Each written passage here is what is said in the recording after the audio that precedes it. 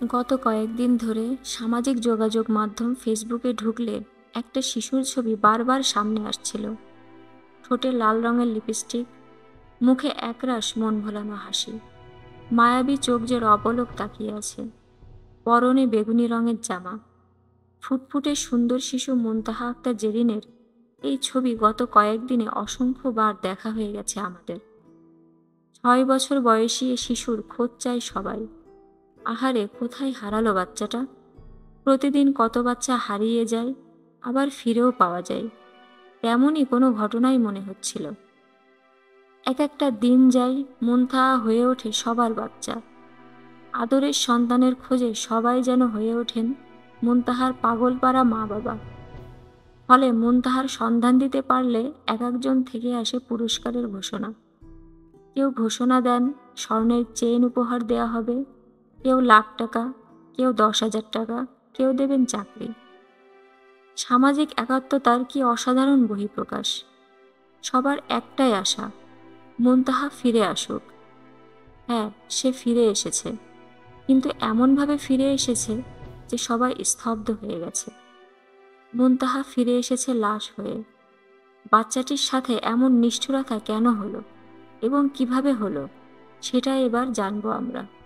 মুনতাহার বাড়ি সিলেটের কানাইঘাট উপজেলার বীরদল ভাড়ারীফোদ গ্রামে।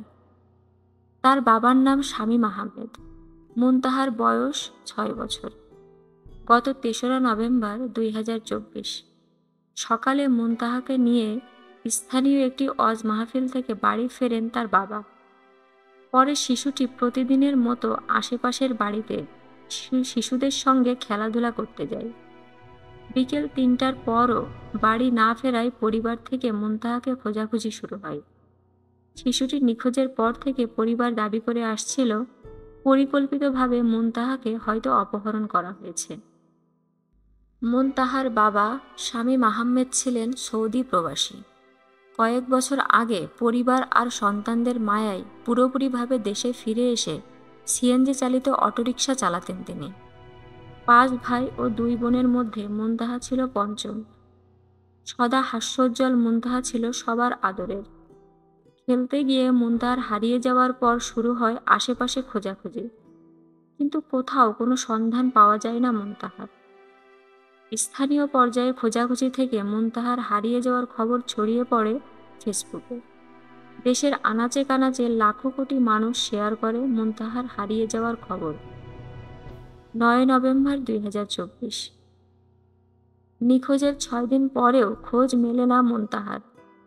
সন্তান হারানো বাবা মা আর বোনকে হারানো ভাই বোনদের কান্নায় ভারী হয়ে ওঠে পুরো গ্রাম। এদিকে কানাইঘাট থানায় অজ্ঞাত পরিচয়নামা ব্যক্তিদের বিরুদ্ধে মুনতাহার অপহরণের মামলা দায়ের করেন মুনতাহার বাবা শামীম আহমেদ। নিজেদের কোনো পরিচিত শত্রু নেই বলেও জানায় পরিবারটি। তারা ধারণা করছিল হয়তো পরিকল্পিতভাবে মুনতাহাকে অপহরণ করা হয়েছে। মুনতাহার খবর প্রচারে 9 নভেম্বর রাতে অন্যান্য সংবাদকর্মীদের সঙ্গে তাদের বাড়িতে আসে স্থানীয় এসবিডি নিউজের একজন সাংবাদিক। মুনতাহার সংবাদ প্রচারের জন্য মুনতাহার পরিবার এবং আশেপাশের আরও কিছু পরিবারের সাক্ষাৎকার নেন ওই সাংবাদিক।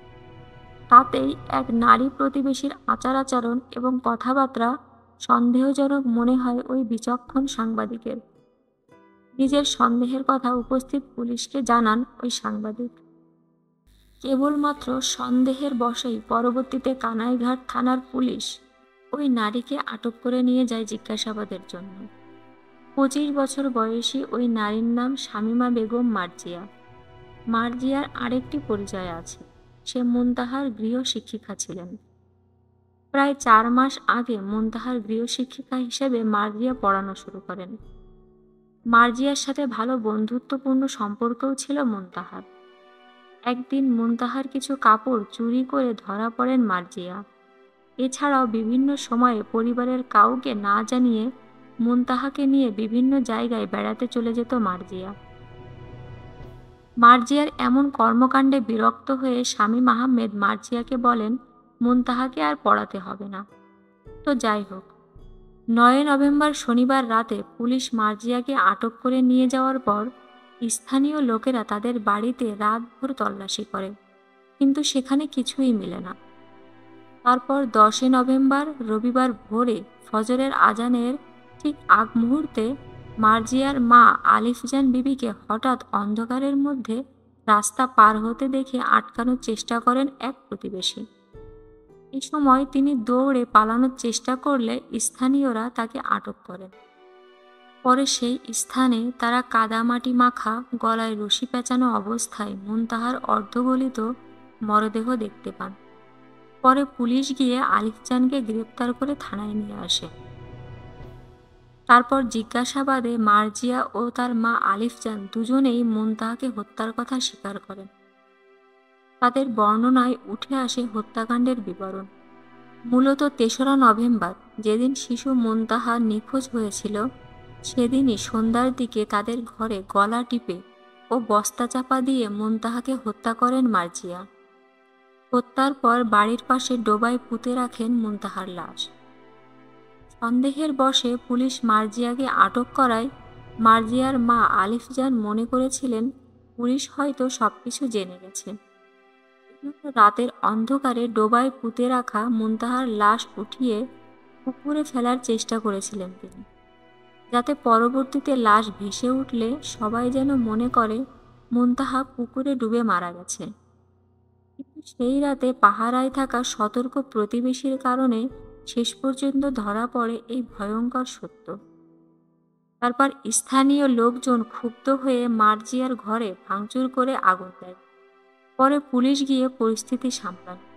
মার্জিয়াকে শিক্ষকতা থেকে অব্যাহতি দেওয়ায় ক্ষোভ ও তার ওপর চুরির অপবাদ দেওয়ার ক্ষোভ থেকেই এই হত্যাকাণ্ড ঘটিয়েছে বলে জানান মার্জিয়া আর তার মা আলিফজান।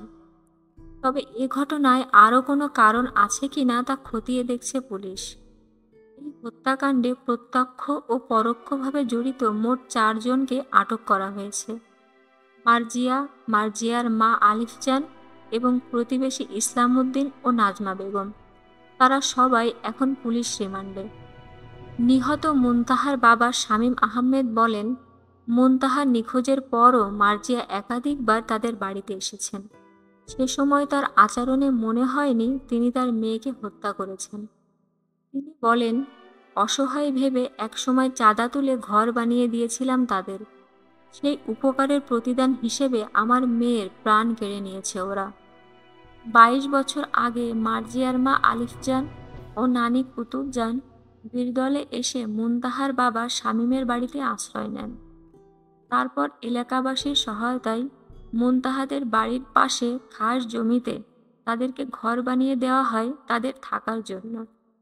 মার্জিয়ার মা ও নানি দুজনই পেশায় ভিখারি। মাঝে মাঝে খাবার আর টাকা দিয়ে তাদেরকে সাহায্য করত মুনতাহার পরিবার। 8ম শ্রেণী পর্যন্ত পড়ালেখা করায় মার্জিয়া 4 মাস ধরে মুনতাহাকে পড়ালেখা শেখাত। শামীম আহমেদ আরও বলেন, মুনতাহার কাপড় কাউকে না বলে মার্জিয়া নিয়ে ফেলে দিত। কেউ এই বিষয়ে জানতে চাইলে তিনি বলতেন, এত দামি কাপড় বাচ্চাদের পরানো ঠিক নয়। আবার হারিয়ে যাওয়া কাপড়ও মার্জিয়ার ঘর থেকে পাওয়া যেত। এই বিষয়ে কিছু জিজ্ঞাসা করলে মার্জিয়া বলতেন, এসব কাপড় কে নিয়েছেন তিনি জানেন। তিনি বলেন, মা ও নানি এলাকায় ভিক্ষা করলেও মার্জিয়ার 3টি অ্যান্ড্রয়েড মোবাইল ফোন ছিল। তার কাছে নামে বেনামে সিম ছিল বেশ কয়েকটি। এ কারণে তার উচ্ছৃঙ্খল জীবনের নানা বিষয় নিয়ে আমাদের সন্দেহ হয়েছিল। এলাকার লোকজন জানিয়েছেন, গ্রেপ্তার হওয়া মার্জিয়া উচ্ছৃঙ্খল জীবনযাপন করত। সে একটি বেসরকারি কোম্পানিতে কাজ করত বলে জানিয়ে সকালে বাড়ি থেকে বের হয়ে যেত আর ফিরত রাতে। কখনো কখনো গাড়ি যোগে লোকজন এসে তাকে নামিয়ে দিয়ে যেত। চাল চলনেও ছিল বেশ উচ্ছৃঙ্খল ভাব। তার সঙ্গে আশেপাশের বাড়ির মহিলারা সম্পর্ক রাখত না। ঘটনার দিনও চরখাই বাজারে গিয়ে কয়েক ঘন্টা কাটায় মার্জিয়া। তবে গ্রেপ্তার হওয়া ইসলাম উদ্দিন ও নাজমা বেগম প্রায় সময় তাদের ঘরে আসা যাওয়া করত বলে জানান প্রতিবেশীরা। আসলে এই মর্মান্তিক ঘটনায় বাকরুদ্ধ হয়ে গেছি আমি। এদেরকে দেখলেই আমার ঘৃণা লাগছে। তারা কেমন করে এই এতটুকু ফুলের মতো নিষ্পাপ বাচ্চাকে হত্যা করতে পারল? এই ভিডিওটি বানানোর সময় ছোট্ট মুনতাহার সেই নিষ্পাপ চেহারার কথা মনে পড়ে বারবার চোখে জল এসেছে। তো যাই হোক, আপনারা সবাই ভালো থাকবেন আর আপনাদের কোমলমতি বাচ্চাদের প্রতি আরও সতর্ক এবং সাবধান হবেন। আজ এখানেই শেষ করছি। আল্লাহ হাফিজ।